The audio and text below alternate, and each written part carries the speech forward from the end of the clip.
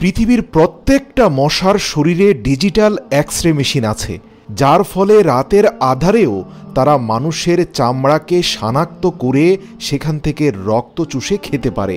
পবিত্র কোরআনে মহান আল্লাহ কেন মশার কথা উল্লেখ করেছেন, এই প্রশ্নের উত্তর জানলে আপনি অবাক হয়ে যাবেন।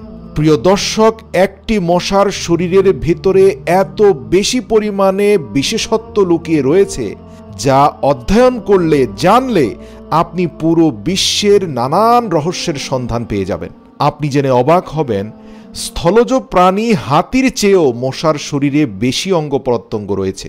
কোরআনুল কারিমে যখন আল্লাহ তাআলা মশার উল্লেখ করেছিলেন, তখন কাফেরেরা বলতে শুরু করে যে আল্লাহ তাআলা এত মহান ও অসীম ক্ষমতাধর সত্তা, কোরআনের মতো এত মহান কিতাবে নিজের ক্ষমতা ও মহত্বের কথা বলতে গিয়ে মশার মতো এমন তুচ্ছ ও ক্ষুদ্র একটি প্রাণীর উদাহরণ কেন দিয়েছেন?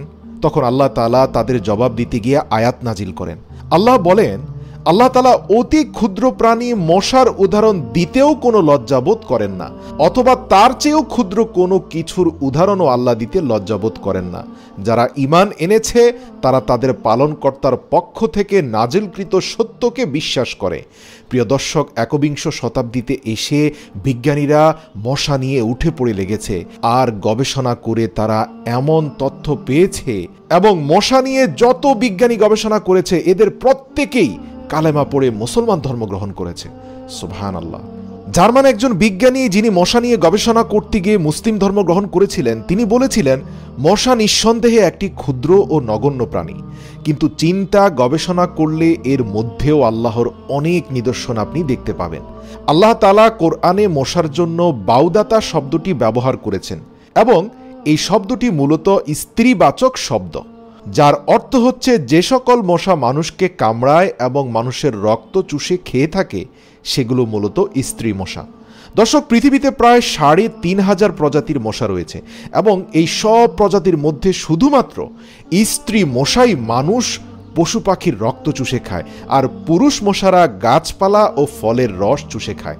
জার্মান সেই বিজ্ঞানী বলেন, আমি সাথে সাথেই মুসলিম ধর্ম গ্রহণ করেছি যখন মাইক্রোস্কোপের এই তথ্য ১৪০০ বছর পূর্বে পবিত্র কোরআনে আমি খুঁজে পেয়েছি। মশা অতি ক্ষুদ্র হলেও এর মাঝে এমন সব জিনিস আছে যা নেই স্বয়ং হাতির কাছেও। মশার রয়েছে দুটো অ্যান্টেনা, যা দিয়ে সে আশপাশের সব কিছুর অবস্থা সম্পর্কে জানতে পারে। এমনকি একটা মশা মানুষের শরীরের রক্ত জীবাণুযুক্ত না পরিষ্কার সেটাও জানতে পারে, তাও আবার ৭০ ফিট দূর থেকেই। এই অ্যান্টেনার মাধ্যমে সে জানতে পারে যে একটা মানুষের রক্ত পরিশুদ্ধ না জীবাণুযুক্ত। যেই মানুষকে মশা বেশি কামড়াবে বুঝতে হবে তার শরীরের রক্ত বেশি পরিশুদ্ধ। এছাড়াও মশা তার স্বয়ংক্রিয় সেন্সর দিয়ে তাপমাত্রা রেকর্ড করার ক্ষমতা রাখে। প্রিয় দর্শক, তবুও কিছু নাস্তিক বলে বেড়াচ্ছে আল্লাহ কেন এত ক্ষুদ্র মশার নাম পবিত্র কোরআনে উল্লেখ করেছেন।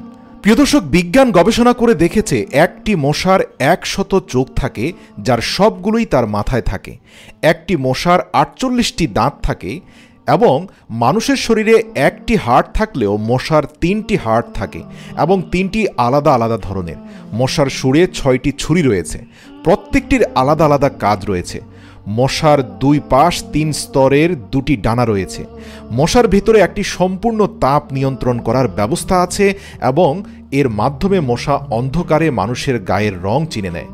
মশার সূচে একটি চেতনানাশক ব্যবস্থা রয়েছে, যার ফলে কামড়ানোর সময় মানুষের ব্যথা অনুভূত হয় না, এবং এটি কামড়ানোর জায়গা রক্ত চুষার পর ফুলে যায়। একটি মশার ভিতরে একটি রক্ত বিশ্লেষণ করার স্বয়ংক্রিয় ব্যবস্থা থাকে, এমনকি সেটা ৭২ ফিট দূর থেকে কার্যকর থাকে, অর্থাৎ সর্বোচ্চ ৭২ ফিট দূর থেকে মশা তার এই সেন্সর ব্যবহার করে নির্ধারণ করতে পারে যে ওই ব্যক্তির শরীরের রক্ত বিশুদ্ধ নাকি জীবাণুযুক্ত। মশা সবার রক্ত চুষে খায় না। যদি আপনাকে বেশি মশা কামড় দিয়ে থাকে, মনে রাখবেন আপনার শরীরের রক্ত বিশুদ্ধ। বিজ্ঞানের গবেষণায় সবচেয়ে আশ্চর্যজনক যে বিষয়টি প্রকাশ পেয়েছে তা হলো যে একটি মশার উপরের যে ডানা রয়েছে এটা কিন্তু অনেক হালকা, এবং এই মশার ডানার মধ্যে মাইক্রোস্কোপিক প্যারাসাইট থাকে। এটি এমন একটি জীব যা মশার চেয়েও ছোট। মাঝে মাঝে এই ডানা প্যারাসাইট দ্বারা নিয়ন্ত্রিত হয়, অর্থাৎ মশা না চাইলেও তার ডানা উড়িয়ে তাকে নিয়ে যেতে পারে। আল্লাহু আকবার, যেটা আপনি খালি চোখেও দেখতে পারবেন না। প্রিয় দর্শক, মশার রয়েছে প্রচণ্ড ক্ষুধা।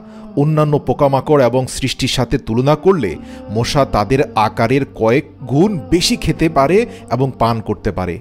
ইতিহাস বলে একটি খোঁড়া মশার হাতেই পৃথিবীর সবচেয়ে অহংকারী রাজা নমরুদের মৃত্যু হয়েছিল। হযরত আলী রাদিয়াল্লাহু তাআলা হয়তো এর জন্যই বলেছিলেন, যদি পৃথিবীর সমস্ত জীবিত প্রাণী একত্রিত হয় এবং তারা চেষ্টা করে একটি মশা তৈরি করতে, কোশমিন কালেও তারা একটি মশা সৃষ্টি করতে পারবে না, বরং এই মশা সৃষ্টির নৈপুণ্য দেখে তারা অবাক হয়ে যাবে। এ কারণে আল্লাহ তাআলা অবিশ্বাসী কাফেরদেরকে বোঝানোর জন্য পবিত্র কোরআনে মশার মতো একটি ক্ষুদ্র প্রাণীর উদাহরণ দিয়েছেন।